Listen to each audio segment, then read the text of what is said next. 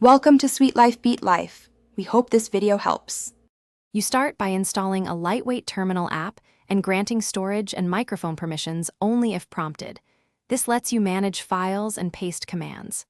Once done, open the app and update its package manager immediately so base tools are current.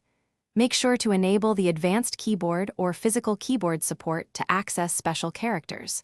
You'll see a prompt. Type a simple update command so you confirm connectivity and permissions are working before moving into package installation. Next, install the tools you need. Update the package list, upgrade essentials, then install curl, corutils, and OpenSH for remote work.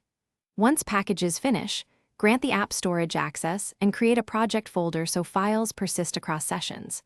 Generate SSH keys if you'll connect to servers, and add your public key to remote authorized keys. Also edit your shell startup file to add useful aliases and environment variables. This saves typing and ensures a consistent mobile terminal experience. To finish, verify by cloning a small repository, running a script, and making an SSH connection to a test server. This confirms the full workflow. Once confirmed, back up your .dot files to remote Git or cloud storage and add helpful aliases to automate frequent tasks.